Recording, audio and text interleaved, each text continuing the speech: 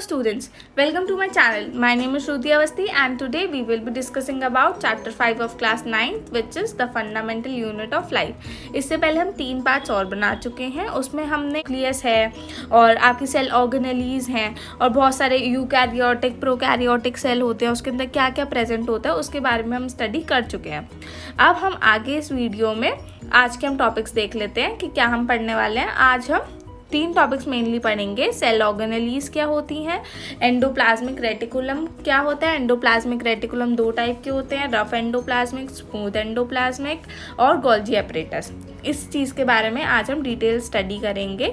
और ये क्या होता है, ये स्ट्रक्चरल ऑर्गेनाइजेशन होता है एक सेल का. मतलब एक सेल के अंदर ये चीज़ें प्रेजेंट होती हैं. अगर कोई भी हम यूकैरियोटिक सेल देखते हैं तो उसके अंदर ये चीज़ें प्रेजेंट होती हैं. यूकैरियोटिक मतलब कि कोई भी मल्टी सेलुलर ऑर्गेनिज्म.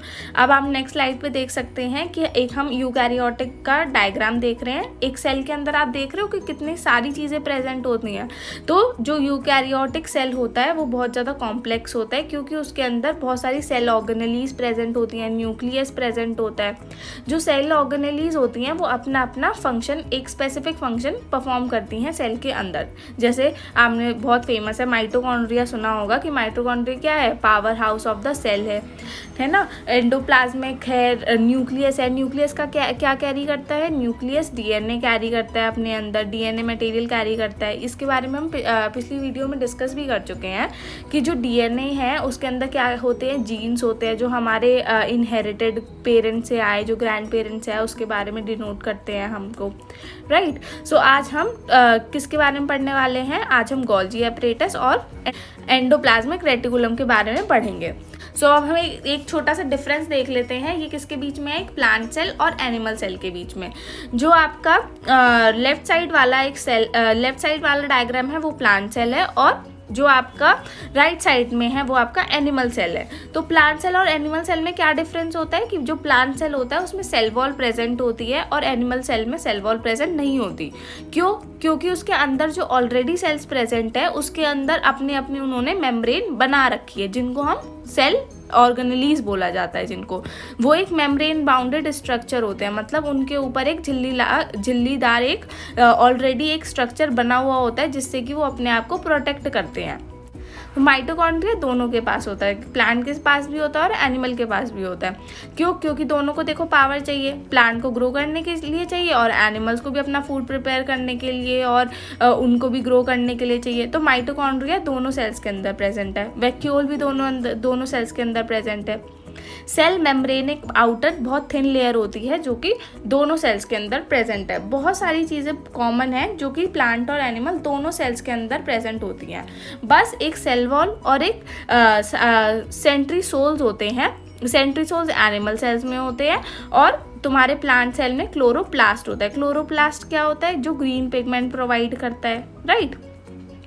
और न्यूक्लियस दोनों के अंदर ही होता है क्योंकि दोनों ही डीएनए मटेरियल अपने अंदर कैरी करते हैं जो कि आगे वो फॉरवर्ड करते हैं नेक्स्ट जनरेशन को. प्लांट सेल में सेल वॉल होती है और एनिमल सेल में सेल वॉल नहीं होती. ओके, अब हम आगे बढ़ते हैं अपने नेक्स्ट टॉपिक पे, दैट इज सेल ऑर्गेनेलीज. की सेल ऑर्गेनेलीज क्या होती हैं, उसके क्या क्या एग्जाम्पल्स होते हैं, इसके बारे में हम थोड़ा पढ़ लेते हैं.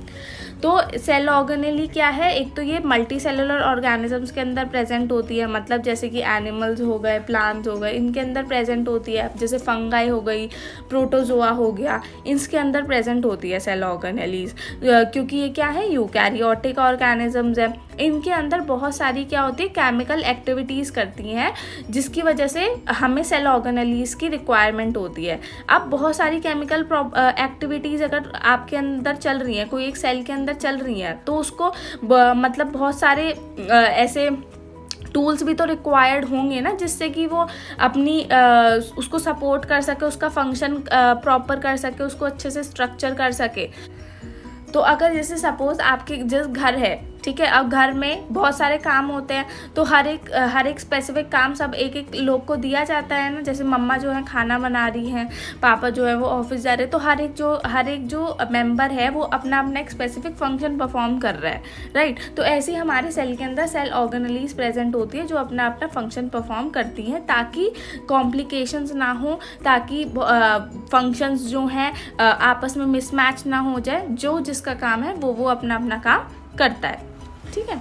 To keep these activities of different kinds separate from each other, वही बात कि मतलब अलग अलग एक्टिविटीज सेपरेट रखने के लिए ये मेम्ब्रेन बाउंड जो लिटिल स्ट्रक्चर्स होते हैं, जिनको ऑर्गेनल ही बोला जाता है, इसके अंदर प्रेजेंट होते हैं।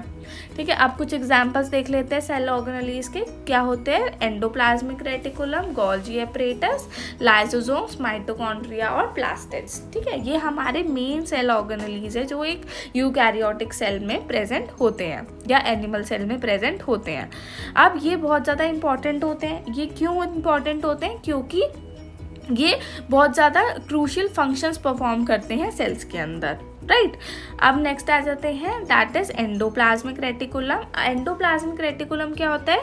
एंडोप्लाज्मिक रेटिकुलम को हम मतलब शॉर्ट फॉर्म में, या आप उसका अच्छे से इजीली याद रख सको, उसको हम ER भी बोल सकते हैं। ठीक है, जो एंडोप्लाज्मिक रेटिकुलम होता है उसका बहुत ज़्यादा एक लार्ज नेटवर्क होता है हमारे पूरे सेल के अंदर। ये मेम्ब्रेन बाउंड ट्यूब्स होती हैं और शीट्स होती हैं। आप डायग्राम में देख भी पाओगे कि कैसे ट्यूब भी है और शीट भी है ना। तो ये ऐसे ही ट्यूब लाइक स्ट्रक्चर होता है और फिर वो शीट में ऐसे कन्वर्ट होकर ऐसे से बनता है। और जो आप सर्कल्स देख रहे हो, देखो बीच में न्यूक्लियस है, उसके बाद न्यूक्लियस पोर है, उसके बाद क्या हो रहा है, ये जो ऐसे टेढ़ा मेढ़ा स्ट्रक्चर है वो क्या है आपका एंडोप्लाज्मिक रेटिकुलम है। आप कहोगे इसमें तो रफ एंडोप्लाज्मिक और स्मूथ एंडोप्लाज्मिक रेटिकुलम लिखा है, वो इसके टाइप्स होते हैं, वो हम आगे पढ़ेंगे। और ये जो सर्कल्स होते हैं, जैसे जो येलो कलर के सर्कल्स हैं, वो राइजोसोम्स कहलाते हैं, राइट। राइजोसोम्स क्या होते हैं उसके बारे में भी अभी हम पढ़ेंगे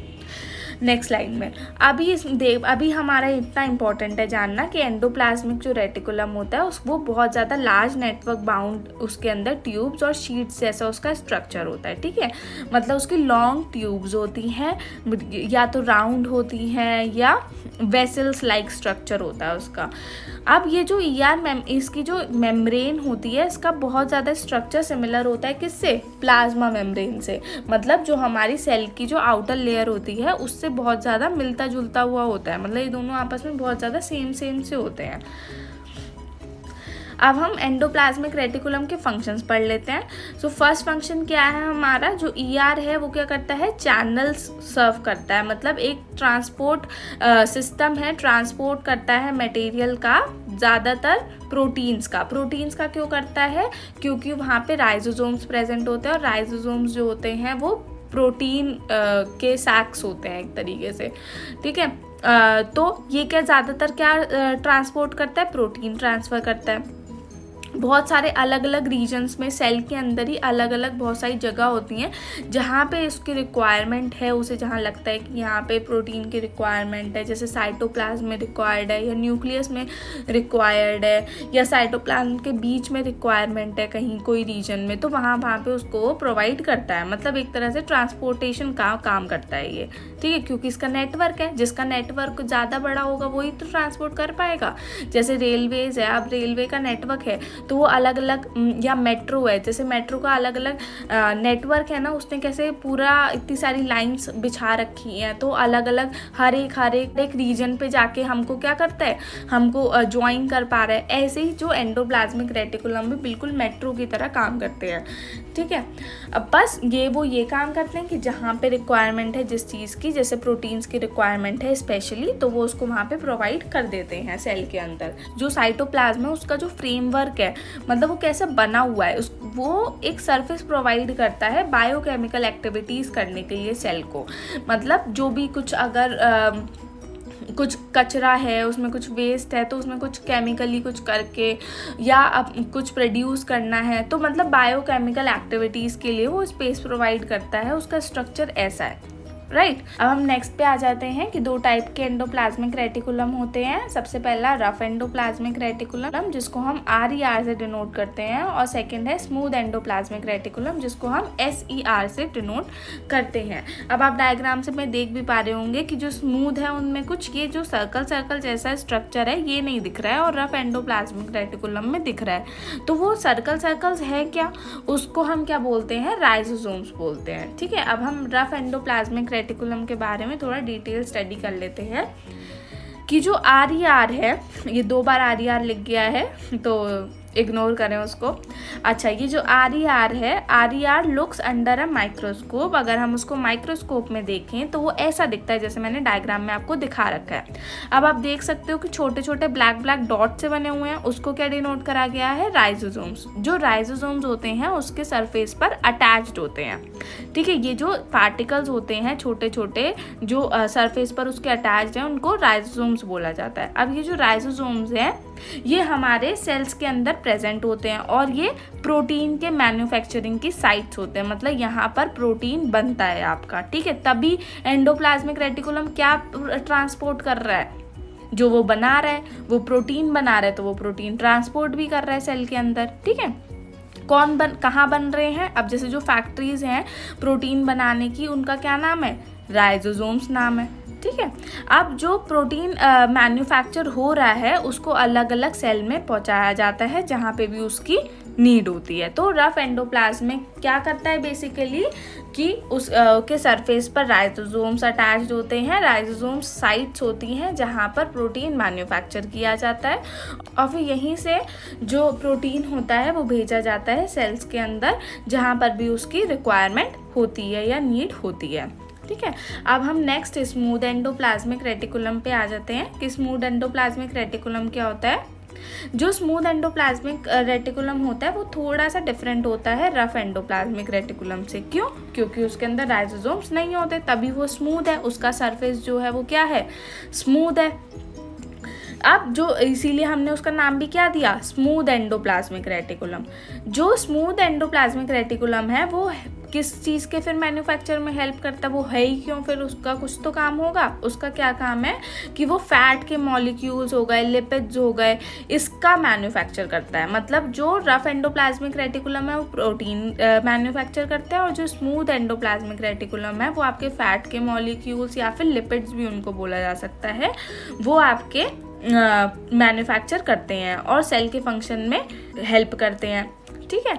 अब it plays a crucial role in detoxifying many poisons and drugs, और ये बहुत ज़्यादा एक इम्पॉर्टेंट रोल भी प्ले करते हैं। जैसे कुछ हमारे सेल के अंदर कोई ड्रग है, कोई पॉइजन आ गया है जिसकी वजह से हम बीमार हो रहे हैं, कुछ हो रहा है, तो उसमें भी हमारा स्मूथ एंडोप्लाज्मिक रेटिकुलम बहुत ज़्यादा हमारे सेल की हेल्प करता है, ठीक है। अब आ जाते हैं, एक नोट यहाँ पे मैंने साइड में दे रखा है कि जो प्रोटीन और जो लिपिड्स होते हैं ये एक क्या करते हैं? हेल्प करते हैं सेल की मेम्ब्रेन को बनाने में। तो ये जो सेल की मेम्ब्रेन को बनाने में जब ये हेल्प कर रहे होते हैं, जैसे प्रोटीन और लिपिड मान लो ईंट और सीमेंट, ठीक है। तो ये जो ईंट और सीमेंट है अब सेल की मेम्ब्रेन बना रहे हैं, सेल की वॉल बना रहे हैं। तो सेल की वॉल बनाने का जो प्रोसेस होता है, जो प्रोटीन और लिपिड ये जो हेल्प कर रहे हैं बनाने में सेल मेम्ब्रेन को, उसको क्या बोला जाता है? Membrane biogenesis. इस प्रोसेस का क्या नाम है? Membrane biogenesis. ये आपके 1 मार्क क्वेश्चन MCQ उसमें पूछा जा सकता है, इसलिए मैंने थोड़ा साइड में नोट दे दिया है, इसको भी ध्यान दीजिएगा, ठीक है। बहुत छोटी सी बात है। अब हम अपने नेक्स्ट टॉपिक पे चलते हैं जो कि है गोल्जी एपरेटस। अगर आपको मेरी वीडियो पसंद आ रही हो या आपने मेरी आवाज़ पहली बार सुनी हो तो आप प्लीज़ मेरे चैनल को सब्सक्राइब कर सकते हो और मेरे को सपोर्ट कर सकते हो ताकि मेरे को और इंकरेजमेंट मिले, मैं ऐसी और वीडियोस बना पाऊँ आप लोगों के लिए, राइट। और प्लीज़ मेरे को सजेशन दीजिए कि आपको और क्या चाहिए और कैसे चाहिए ताकि मैं उस चीज़ पर वर्क कर सकूं। अब हम मैं आपका और टाइम नहीं लूँगी। अब मैं गोल्जी एपरेटस के बारे में बताती हूँ कि गोल्जी एपरेटस सबसे पहले किसने डिस्कवर किया था। सबसे पहले कैमिलियो गोल्गी थे, उन्होंने सबसे पहले गोल्जी एपरेटस को डिस्कवर किया और उन्होंने देखा कि ये एक मेम्ब्रेन बाउंड वेसिकल्स होती हैं और बिल्कुल ये आपस में पैरेलल चल रही हैं और इनका जो कनेक्शन होता है वो एंडोप्लाज्मिक रेटिकुलम से भी होता है और ये दिखने में थोड़ी थोड़ी एंडोप्लाज्मिक रेटिकुलम जैसी भी लगती हैं, पर इनके जो अरेंजमेंट होता है ये बिल्कुल पैरेलल अरेंज होती हैं स्टेक्स में और इनको बोला उन्होंने सिस्टर्न्स, ठीक है। अब ये जो मेम्ब्रेन बाउंड वेसिकल्स थी बिल्कुल वो फ्लैटेंड थी, ठीक है, मतलब बिल्कुल पतले पतले बोरों की तरह बस उसमें बस लगी हुई थी और बिल्कुल पैरेलली। तो उसको हमने गोल्जी एपरेटस बोला। अब जो मटेरियल जो सिंथेसाइज होता है, मटेरियल जो बनता है एंडोप्लाज्मिक रेटिकुलम में, अब वो क्या करता है, वो तो पैक करके डिस्पैच कर देता है अलग अलग टारगेट्स में, इनसाइड या आउटसाइड सेल के। किससे करता है? अब वो आपने तो बोल दिया कि उसका नेटवर्क है और वो करता है। अब वो जो जैसे रेलवे के ट्रैक्स होते हैं ना, तो उनको ट्रैक्स को क्या नाम दिया गया? Golgi apparatus. मतलब जो प्रोटीन है, लिपिड है, फैट के मॉलिक्यूल्स हैं, ये सब किसके थ्रू ट्रांसपोर्ट कर रहा है? वो गोल्जी एपरेटस के थ्रू ट्रांसफर कर रहा है। क्यों? क्योंकि वो एंडोप्लाज्मिक रेटिकुलम में मैन्युफैक्चरिंग हुई, ठीक है, वहाँ पे क्या हुआ? प्रोटीन बना, फैट बने, फैट के मॉलिक्यूल्स बने, उसने क्या करा? गोल्जी एपरेटस को पास कर दिया।